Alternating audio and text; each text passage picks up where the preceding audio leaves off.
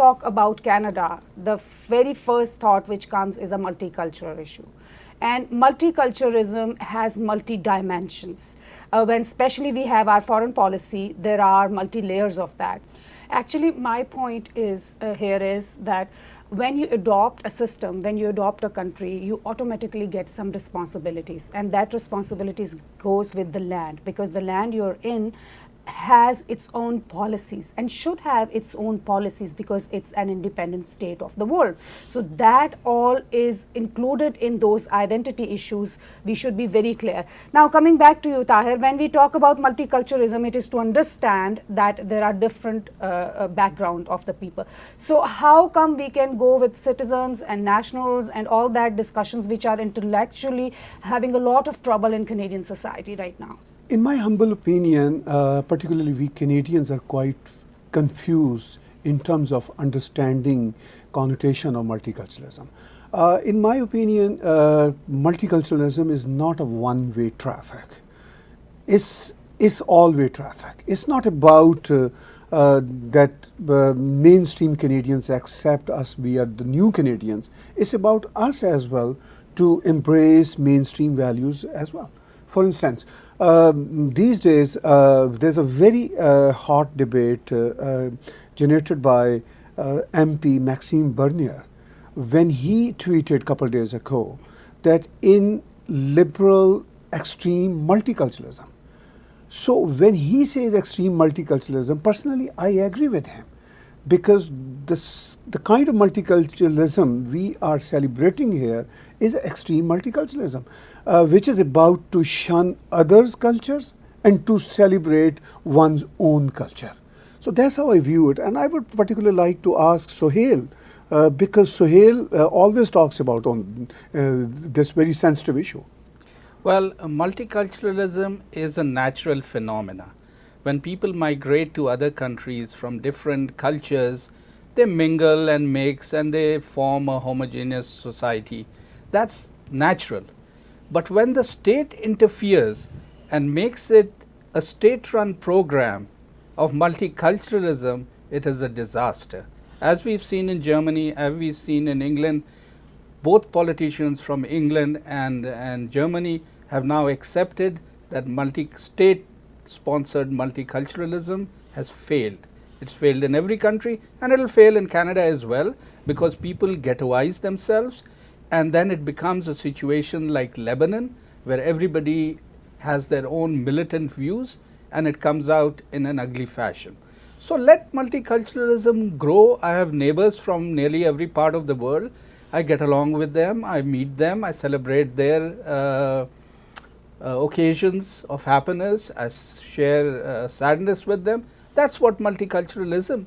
But when the government tells me that my children have to dress in a certain way just to represent, they weren't even born in my culture. So how are we forcing multiculturalism? And that is what Maxime Bernier means, that why are we going to such an extreme? Let the people enjoy each other's culture. What does the government have to do with? Government has nothing to do with religion. Now they're trying to enforce Motion 103. They have nothing to do with multiculturalism. It's a natural phenomena. So let the government be where it is needed to help assist the people and make intellectual trade and trade decisions, defense decisions. We have miserably failed in NAFTA. We miserably failed in China, setting India up trade accords. So, and we are very happy that we have a state-run policy on multiculturalism. These are all signs of a disastrous government set out on disastrous agendas. Well, I believe, I mean, as Sohail said, that this term multiculturalism and diversity have been used to ghettoize us. and it should be totally organic. What we need to focus on is Canadian values. When do we ever speak about Canadian values? We are the ones who, as Canadians, embodying Canadian values of freedom, of gender equality, of respect for everyone, of tolerance, of peace, wonderful values, but we never talk about them. It's not taught in schools. It's not taught to immigrants coming into this country. It's not something that is upfront. Multiculturalism and diversity are used to sideline every Canadian issue that we can talk about. Sorry, but our Prime Minister says we Canadians don't have any Canadian values. He says we don't have a distinct culture. I'm going to be very brass here and say that there is a no Canadian Hindu, mainstream culture. There's a Hindi song, Khich Meri Photo, and all he is interested in doing is selfies with various people. That's what multiculturalism is. Multiculturalism has become this soft, fluffy thing about selfies and about photos and about your culture and celebrating, which is wonderful. We have the freedom to do it. My heritage is my personal responsibility. How I teach it to my children, how I celebrate it, and I have the freedom. But come on, why are we not talking about issues that impact us every single day of our lives? Canadian issues. We very rarely see that being discussed by our government or being brought about in the open as roundtable conferences. But when Maxime Bernier has said exactly the same thing, then everybody is all politicians from all parties are either distancing themselves from him or criticizing him. He said something which is the whole truth and nothing but the truth. In my opinion, I would say Maxime Bernier is a very philosophical in terms of delivering his point of view, but unfortunately our hollow media, mainstream media, let me say this blunt way, our hollow media and most of our hollow politicians are not able to understand the depth of Maxime Bernier's philosophical point of view. When we talk about multiculturalism, particularly in Canada, we cannot dissociate ourselves from identity politics crisis. I would say it a crisis. And that's what Maxime Bernier talked about in his tweet very philosophically.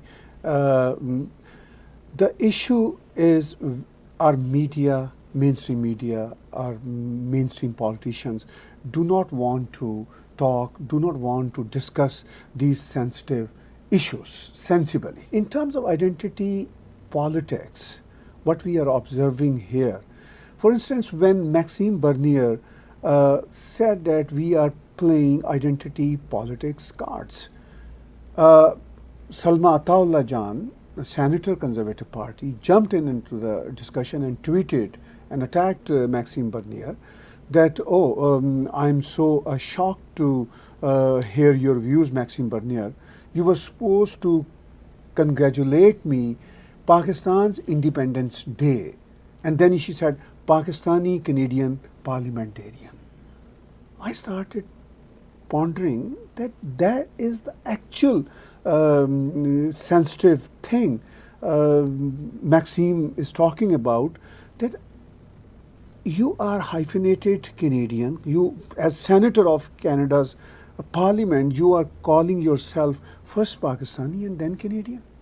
So this is identity politics. Of course, and the identity politics then reaches further into MP Iqra Khalid, who, when she first proposed the M103 motion, which is the motion again about Islamophobia, she said, I am a Muslim of Pakistani heritage. Where was the Canadian component? And the first reaction that I had is I thought that if you wanted to be a member of parliament, you first had to have a Canadian identity and talk about Canadian values. There's nothing wrong in speaking about one's heritage. I know we all have a heritage.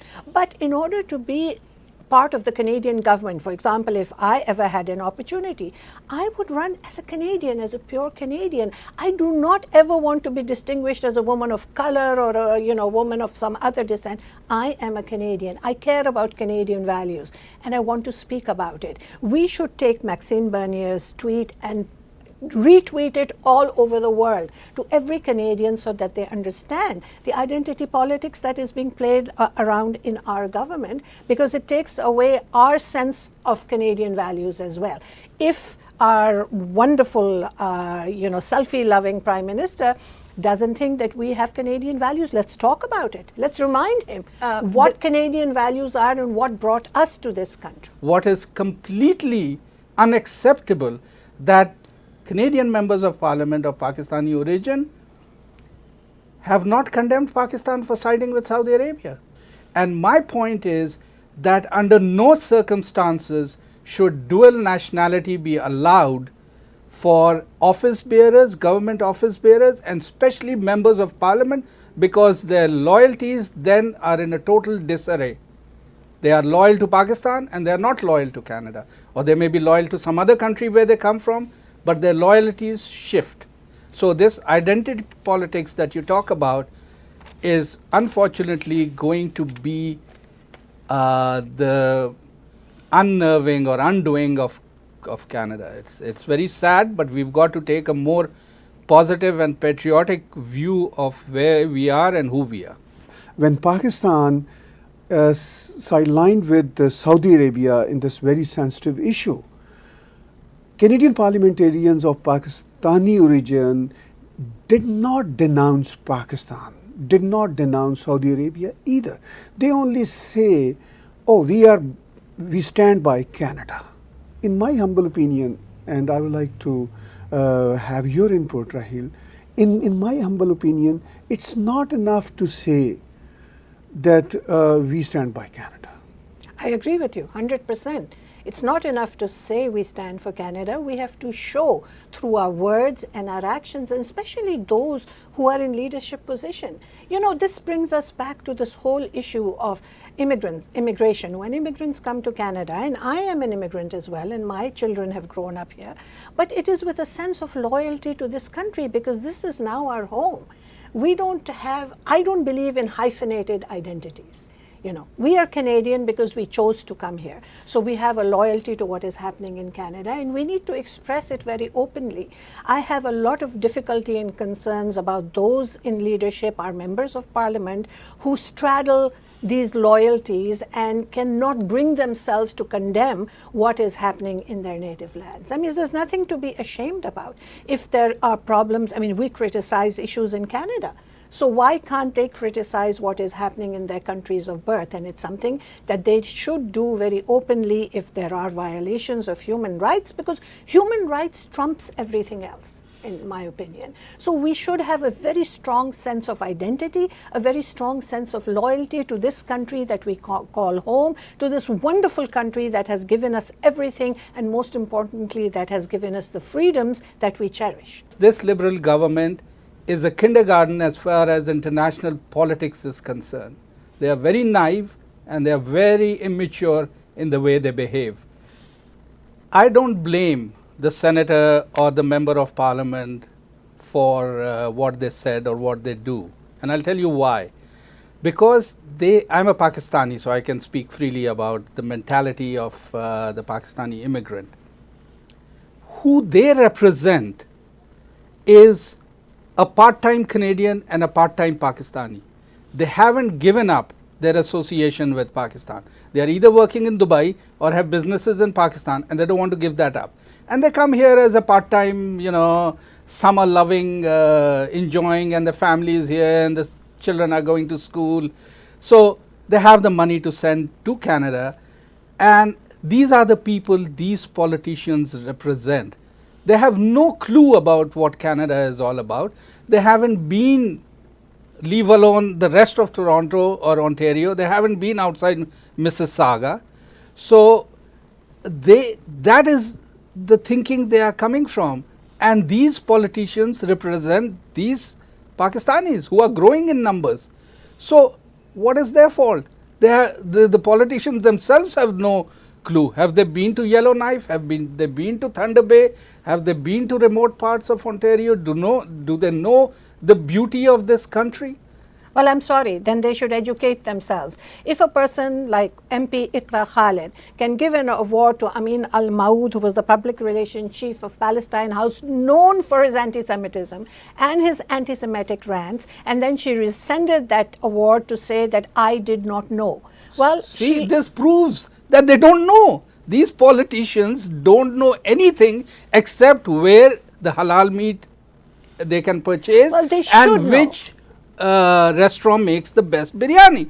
So this is again a Pakistan, mini Pakistan over here, who they represent. What is their fault that they don't have any clue about Canada? But in this case particularly, I do not believe that she didn't know about him, because she is so active in Muslim community. Of course. If she doesn't know much about Canadian values, she knows more about Pakistani and Islamic issues, you know. So, I mean, when there was a pressure put on her through petition, yes, of course, then she had to retrieve Yes. her award. Retreat. But this will keep happening. This will keep happening because the ethnic politicians are not paying attention to the rest of Canada. They have no idea what the white man is thinking. They have no idea how much he distrusts and hates certain politicians because of their ethnicity. But on the other hand, our mainstream politicians from all three major parties are not able to understand identity politics.